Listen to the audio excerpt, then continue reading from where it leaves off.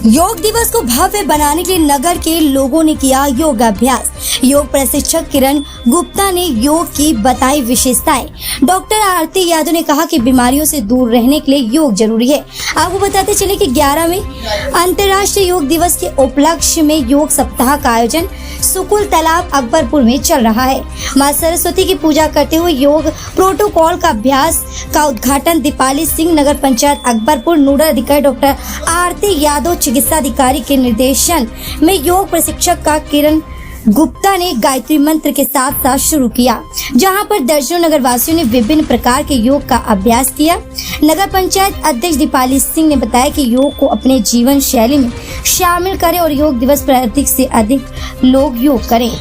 वहीं डॉक्टर आरती यादव ने बताया कि सभी महिलाएं और बच्चों को प्रतिदिन योग को अपने जीवन की दिनचर्या में शामिल करना चाहिए, जिससे शरीर में होने वाली विभिन्न बीमारियों से लड़ने में आसानी होती है। जिस प्रकार हमें अपने शरीर में पानी की आवश्यकता है, इस प्रतिदिन आवश्यकता योग की है। महिलाओं में होने वाली तमाम बीमारियों का इलाज योग है और योग के द्वारा बच्चों को भी बीमारी से बचाया सकता है। इससे सभी वर्ग के महिला पुरुष को योग करना जरूरी है, जिससे मानसिक और शारीरिक रूप से मनुष्य मजबूत होता है। आने वाले समय में वह एक मजबूत समाज बनाने में सहयोग प्रदान करेगा।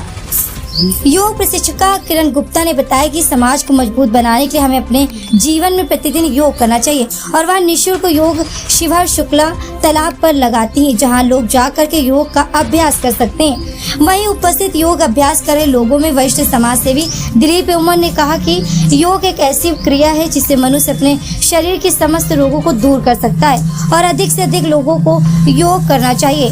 ऑप्ट मौके पर इस मौके पर अकबरपुर स्थित शुक्ला तालाब में प्रमुख रूप से दीपाली सिंह गुड्डन, डॉक्टर आरती यादव, दिलीप कुमार, रिया कौशल के साथ दर्जनों महिला और पुरुषों ने योग का अभ्यास किया। न्यूज उत्तर प्रदेश चैनल से ब्यूरो चीफ बिंदु गुप्ता की। मैम, ये योगा दिवस है, इस पर आप समाज से क्या संदेश देंगे?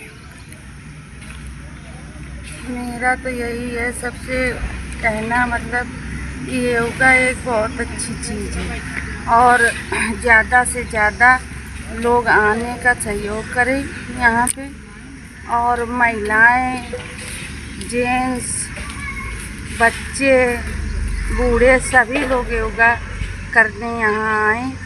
जो 15 तारीख से इसका उद्घाटन हुआ है, 21 तारीख को योगा करा के समापन होगा। इसके बीच में सभी लोग योगा फ्री में सिखाया जा रहा है। कोई ना पैसा है ना फीस है और ये बहुत बहुमूल्य चीज़ है अपने स्वास्थ्य के लिए। अगर 7 दिन सीख लेंगे तो जीवन भर निरोग रहेंगे। यही मेरी कामना है अपने नगरवासियों से, सभी से, कि आप लोग यहाँ आएँ और योगा करें।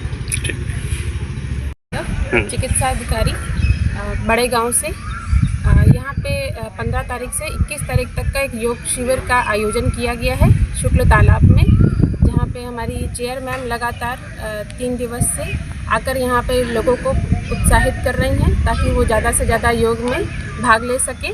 और योग का स्वास्थ्य में क्या प्रभाव है, इस पे चर्चा करते हुए अगर कहा जाए तो योग के माध्यम से, योग का अर्थ होता है जुड़ना, है ना। तो योग एक माध्यम है जिससे आप अपनी ही आत्मा से योग कर सकें, है ना। तो मन का शरीर से मन का जो जुड़ाव है, जो ये एक योग होता है कि जैसे कि आत्मा का परमात्मा से जो योग है ना, इस तरीके का एक योग है। और इस तरीके से हम शारीरिक और मानसिक दोनों जो बीमारी हैं इनको योग के द्वारा हम सही कर सकते हैं और इसके द्वारा हम स्वस्थ रह सकते हैं। तो नियमित रूप से योग का हमेशा प्रैक्टिस करते रहना चाहिए, यही सबसे है। एक प्रश्न है, योग का समय क्या रखा गया? कुछ लोग 8 बजे करते हैं सुबह, कुछ लोग सुबह 4 बजे करने लगते हैं। एक निश्चित कोई समय होता है इसका? योग का समय है कि अगर आप ब्रह्म मुहूर्त में उठ के सुबह खाली पेट करना चाहें तो बिल्कुल आप ब्रह्म मुहूर्त में करें।